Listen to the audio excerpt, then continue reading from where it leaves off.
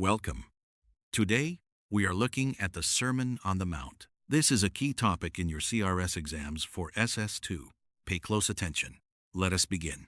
First, let me give you the background to the Sermon on the Mount. Jesus had been healing the sick, casting out demons, and teaching in the synagogues. Large crowds followed him from Galilee, the Decapolis, Jerusalem, Judea, and the region across the Jordan. He saw the crowds and went up on a mountainside. He sat down. His disciples came to him. He began to teach them. This sermon is recorded in Matthew chapters 5 through 7. It is the longest continuous teaching of Jesus in the Gospels. It is often called the Constitution of the Kingdom of Heaven. It describes how citizens of God's kingdom should live. Let us now turn to the Beatitudes. Jesus began the sermon with the Beatitudes. These are statements of blessing. He said, "Blessed are the poor in spirit, for theirs is the kingdom of heaven. Blessed are those who mourn, for they will be comforted. Blessed are the meek, for they will inherit the earth. Blessed are those who hunger and thirst for righteousness, for they will be filled. Blessed are the merciful, for they will be shown mercy. Blessed are the pure in heart, for they will see God. Blessed are the peacemakers, for they will be called children of God. Blessed are those who are persecuted because of righteousness, for theirs is the kingdom of heaven." The Beatitudes describe the character of a true disciple. They are not commands to earn salvation. They are descriptions of the kind of people God blesses. The poor in spirit are those who recognize their spiritual need. They know they cannot save themselves. The meek are gentle and humble. Those who hunger for righteousness desire to live according to God's will. The merciful show compassion to others. The pure in heart are sincere and undivided in their devotion to God. The peacemakers bring reconciliation. Those who are persecuted suffer for doing right. Another key aspect of the Sermon on the Mount is the teaching about salt and light. Jesus said, "You are the salt of the earth. But if the salt loses its saltiness, how can it be made salty again? It is no longer good for anything except to be thrown out and trampled underfoot. You are the light of the world. A town built on a hill cannot be hidden. Neither do people light a lamp and put it under a bowl. Instead, they put it on its stand, and it gives light to everyone in the house. In the same way, let your light shine before others, that they may see your good deeds and glorify your Father in heaven." Salt preserves and adds flavor. Believers are to preserve the world from corruption and add the flavor of godliness. Light dispels darkness. Believers are to shine the light of truth and goodness. Our good deeds should not be done to draw attention to ourselves, but to bring glory to God. What followed was Jesus' teaching about the law. He said, "Do not think that I have come to abolish the law or the prophets. I have not come to abolish them, but to fulfill them. For truly I tell you, until heaven and earth disappear, not the smallest letter, not the least stroke of a pen, will by any means disappear from the law until everything is accomplished." Jesus affirmed the authority of the Old Testament. He did not come to get rid of the law. He came to fulfill it. He also said that our righteousness must surpass that of the Pharisees. The Pharisees were very religious. They followed the letter of the law, but they missed the spirit. Jesus called for internal righteousness, not just external compliance.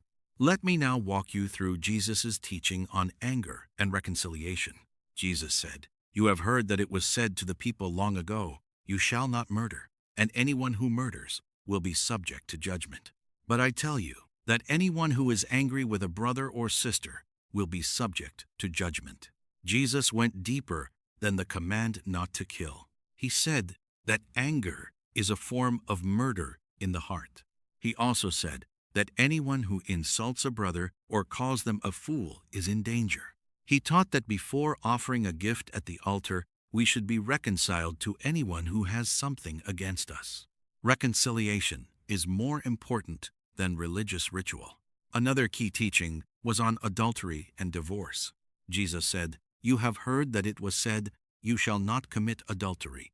But I tell you that anyone who looks at a woman lustfully has already committed adultery with her in his heart." Jesus went deeper than the act of adultery. He addressed the lustful look. He said that if your right eye causes you to stumble, gouge it out. If your right hand causes you to stumble, cut it off. He was using hyperbole to emphasize how seriously we should take sin.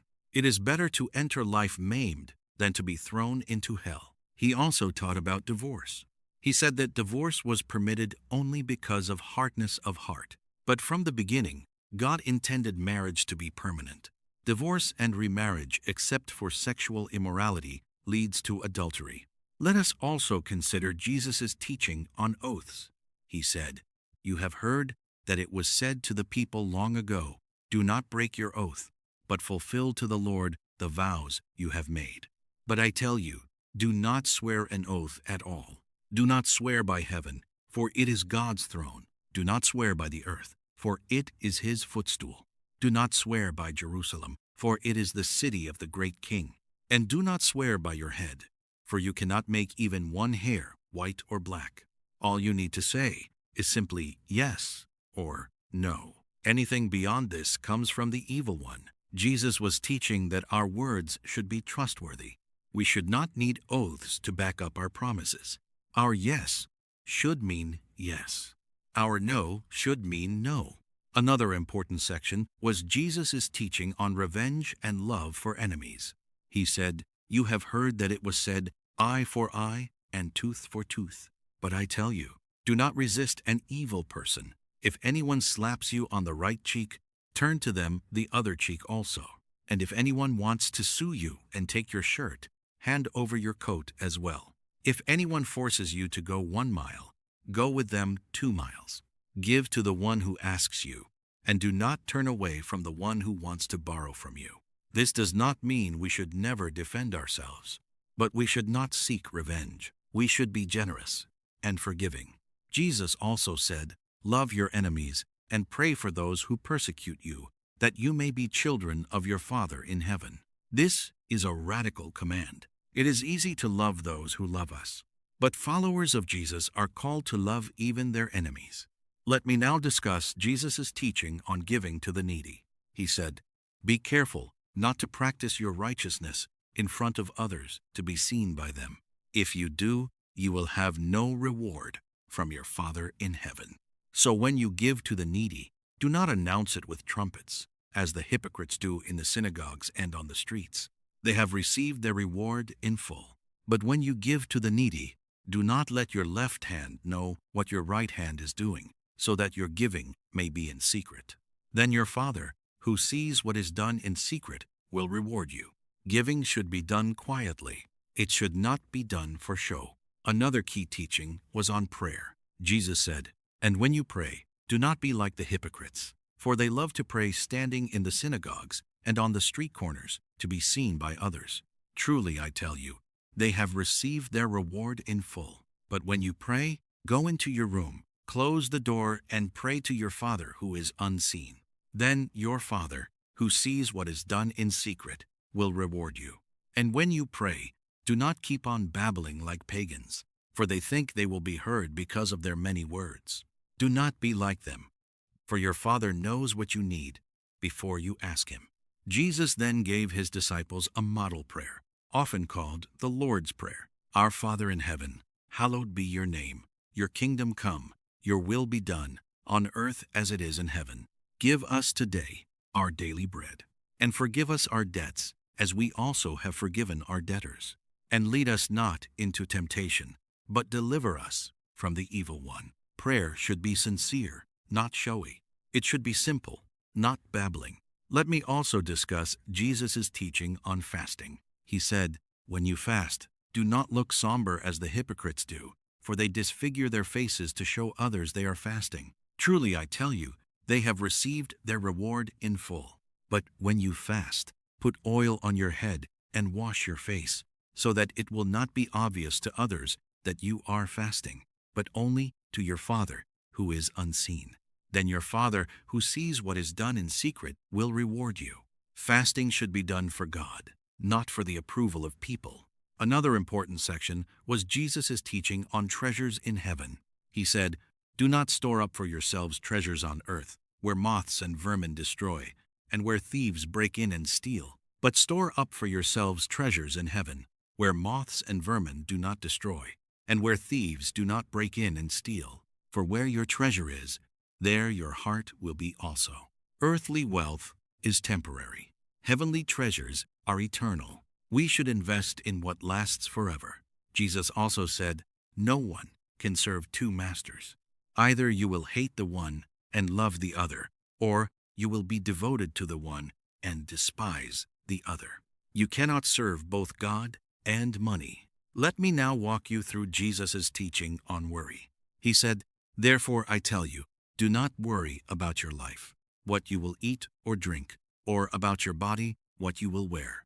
Is not life more than food, and the body more than clothes? Look at the birds of the air. They do not sow or reap or store away in barns, and yet your heavenly Father feeds them. Are you not much more valuable than they? Can any one of you, by worrying, add a single hour to your life?" He pointed to the lilies of the field. They do not labor or spin, yet even Solomon, in all his splendor, was not dressed like one of them. He concluded, "Seek first his kingdom and his righteousness, and all these things will be given to you as well. Therefore do not worry about tomorrow, for tomorrow will worry about itself. Each day has enough trouble of its own." Finally, Jesus ended the sermon with a warning about judgment. He said, "Do not judge, or you too will be judged. For in the same way you judge others, you will be judged, and with the measure you use, it will be measured to you." This does not mean we should never discern right from wrong. It means we should not be hypocritical. We should examine ourselves before criticizing others. He also warned about false prophets. He said, "Watch out for false prophets. They come to you in sheep's clothing, but inwardly they are ferocious wolves. By their fruit you will recognize them. A good tree bears good fruit. A bad tree bears bad fruit." He also said, "Not everyone who says to me, 'Lord, Lord,' will enter the kingdom of heaven, but only the one who does the will of my Father who is in heaven." He ended with the parable of the wise and foolish builders. The wise man built his house on the rock. When the storms came, it stood. The foolish man built his house on sand. When the storms came, it fell. Hearing Jesus' words is not enough. We must put them into practice. A common exam question asks you to describe the Beatitudes. Here is a sample answer. The Beatitudes are 8 blessings that describe the character of a true disciple. They include, "Blessed are the poor in spirit, those who mourn, the meek, those who hunger for righteousness, the merciful, the pure in heart, the peacemakers, and those persecuted for righteousness." Each blessing comes with a promise, such as the kingdom of heaven, comfort, and seeing God. Another exam question asks you to discuss Jesus' teaching on prayer in the Sermon on the Mount. Here is your answer. Jesus taught that prayer should not be showy or babbling. It should be sincere and simple. He gave the Lord's Prayer as a model. It includes praise to God, petition for daily needs, confession of sins, and a request for protection from evil. Prayer should be directed to the Father, who sees what is done in secret and rewards openly. Let me give you a quick summary. The Sermon on the Mount is Jesus' longest teaching. It begins with the Beatitudes. Jesus taught that his followers are salt and light. He fulfilled the law, not abolished it.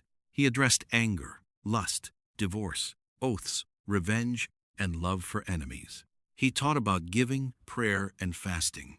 He warned against storing up earthly treasures and worrying. He ended with the parable of the wise and foolish builders. Keep reviewing, keep practicing. See you in the next topic.